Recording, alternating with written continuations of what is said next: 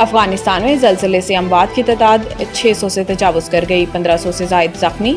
افغان خبر agency خامہ press کے مطابق افغانستان میں گزشتہ رات آنے والے زلزلے میں ہلاکتوں کی تعداد بڑھ کر اب 622 تک پہنچ گئی ہے، جبکہ 1500 سے زائد افراد زخمی ہیں۔ رپورٹ کے مطابق گزشتہ شب افغانستان کی مقامی وقت کے مطابق رات 11:47 پر 6.0 شدت کا زلزلہ آیا تھا اور تقریباً 20 منٹ بعد ہی اسی صوبے میں 4.5 شدت کا ایک اور جھٹکا محسوس کیا گیا، جس کی گہرائی 10 کلومیٹر تھی۔ اس حوالے سے امریکی جیولوجیکل سروے کا کہنا ہے کہ افغانستان میں گزشتہ رات آئے زلزلے کی شدت 6 ریکارڈ کی گئی۔ زلزلے کا مرکز ننگرہار صوبے کے شہر جلال آباد سے 27 کلومیٹر مشرق میں تھا، جبکہ زلزلے کی گہرائی 8 کلومیٹر تھی۔ افغان حکام کا بتانا ہے کہ زلزلے سے سب سے زیادہ نقصان صوبہ کنڑ میں ہوا، جہاں سینکڑوں ہلاکتیں ہوئی ہیں اور ہزاروں لوگ زخمی ہیں، جبکہ متعدد لوگ اب بھی ملبے تلے دبے ہیں، جنہیں نکالنے کا عمل جاری ہے۔ افغان وزارت داخلہ کے ترجمان مفتی عبدالمتین نے کہا ہے کہ زلزلے سے صوبہ کنڑ میں 610 افراد جاں بحق ہوئے ہیں اور 1300 زخمی ہوئے ہیں اور ننگرہار میں 12 ہلاکتیں ہوئی ہیں، جبکہ 225 زخمی ہوئے ہیں۔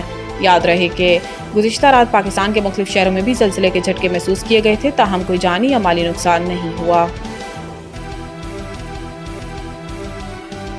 SCO تناور درخت بن چکی ہے۔ چینی صدر نے تنظیم کے ترقیاتی بینک کے قیام کی تجویز دے دی۔ چین کے شہر تیانجن میں جاری SCO اجلاس میں وزیر اعظم شہباز شریف سمیت روسی صدر ولادیمیر پوٹن، ملائیشیا کے صدر انور ابراہیم، ترکی کے صدر رجب طیب اردوان اور اقوام متحدہ کے سیکرٹری جنرل انتونیو گوتریس سمیت دیگر موجود تھے۔ اجلاس سے خطاب کرتے ہوئے چینی صدر نے کہا کہ SCO باہمی اعتماد اور اصولوں کے تحت آگے بڑھ رہی ہے۔ وقت گزرنے کے ساتھ تنظیم تناور درخت بن چکی ہے۔ SCO ملکوں کے درمیان مختلف شعبوں میں تعاون کی بہت گنجائش ہے۔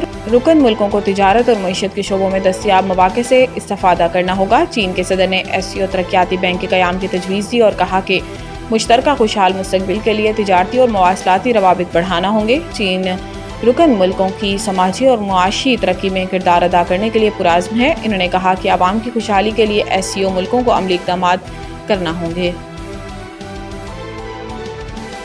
وزیر اعظم کی ایرانی صدر سے ملاقات، پزشکیان کا سیلابی صورتحال پر پاکستان کے ساتھ کھڑے ہونے کا عزم۔ چین کے شہر تیانجن میں شنگھائی تعاون تنظیم SCO کے سربراہی اجلاس کے موقع پر وزیر اعظم شہباز شریف اور ایرانی صدر مسعود پزشکیان کی ملاقات ہوئی، جس دوران وزیر خارجہ اسحاق ڈار، فیلڈ مارشل سید عاصم منیر اور وفاقی وزراء بھی موجود تھے۔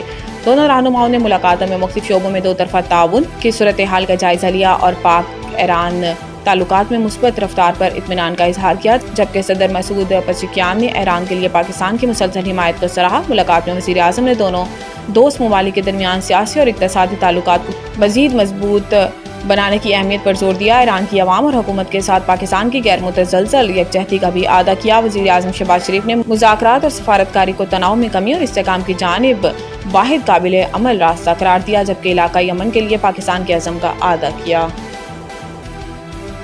عمران خان اور بشرا بی بی کے خلاف توشہ خانہ 2 کیس کی سماعت ایک بار پھر منسوخ۔ اسلام آباد بانی PTI عمران خان اور بشرا بی بی کے خلاف توشہ خانہ 2 کیس کی سماعت منسوخ ہو گئی۔ اسلام آباد کے ڈسٹرکٹ جج شاہ رخ ارجمند نے عمران خان اور ان کی اہلیہ بشرا بی بی کے خلاف توشہ خانہ 2 کیس کی سماعت کرنا تھی۔ عدالتی عملے نے عمران خان کے وکلاء کو سماعت منسوخ ہونے سے مطلع کرتے ہوئے کہا کہ کیس کی نئی تاریخ دی جائے گی۔ واضح رہے کہ کیس کی آخری سماعت 26 اگست کو اڈیالہ جیل میں ہوئی تھی، جس کے بعد 27 اور 30 اگست کی تاریخ پر کیس بغیر سماعت کے ملتوی کر دیا گیا۔ دریائے سندھ میں 5 ستمبر کو انتہائی اونچے درجے کا سیلاب آنے کا امکان۔ موجودہ صورتحال کے دوران گڈو، سکھر اور کوٹری بیراج میں نچلے درجے کا سیلاب ہے۔ فلڈ ایمرجنسی مانیٹرنگ سیل کی طرف سے سندھ کے بحراجوں میں پانی کی آمد و اخراج کے تازہ اعداد و شمار جاری کر دیے گئے ہیں۔ محکمہ آبپاشی سندھ کے مطابق گڈو بیراج پر اپ اسٹریم 3,18,229 جبکہ ڈاؤن اسٹریم میں 3,03,870 کیوسک پانی ریکارڈ کیا گیا۔ فوکل پرسن زبیر چنا نے بتایا کہ سکھر بیراج پر اپ اسٹریم 2,85,487 اور ڈاؤن اسٹریم میں اخراج 2,34,717 کیوسک رہا۔ کوٹری بیراج پر اپ اسٹریم 2,73,844 جبکہ ڈاؤن اسٹریم میں اخراج 2,44,739 کیوسک یونٹ رہا۔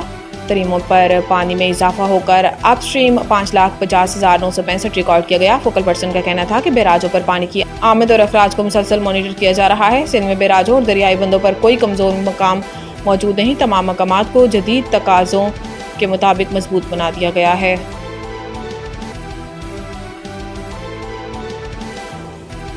वसीम अकरम का बाबर आजम को दबाव से निकलने, तनकीद नजरअंदाज करने का मशवरा। तफसीलात के मुताबिक साबिक कप्तान और स्विंग के सुल्तान वसीम अकरम ने स्टार बैटर बाबर आजम की हालिया कारकर्दगी और फॉर्म पर खुलकर ख्यालात का इजहार किया है। इन्होंने बाबर आजम को हदायत की कि वो दबाव से निकलें, तनकीद को नजरअंदाज करें और अपनी क्लास पर भरोसा करते हुए टीम के लिए बेहतरीन इनिंग्स खेलें। एक निजी टीवी शो में गुफ्तगू करते हुए वसीम अकरम का कहना था कि बाबर आजम हमारे सुपरस्टार और दुनिया के बेहतरीन खिलाड़ियों में से एक हैं। इन्होंने कहा कि मैं बाबर को यही मशवरा दूंगा कि पुरसकून रहें, गैर ज़रूरी प्रेस कॉन्फ्रेंस को अहमियत ना दें और याद रखें कि फॉर्म वक्ती होती है लेकिन क्लास हमेशा के लिए। मेहनत जारी रखें, आप दोबारा दुनिया की बेहतरीन बैटर्स में शुमार होंगे। वसीम अकरम ने मजीद कहा कि अगरचे बाबर आजम पहले ही आलमी मयार के बैटर हैं लेकिन इनकी बेहतरीन कारकर्दगी अभी आना बाकी है। वो मुस्तकबिल में पाकिस्तान को अहम फतूहात भी दिलवाएंगे।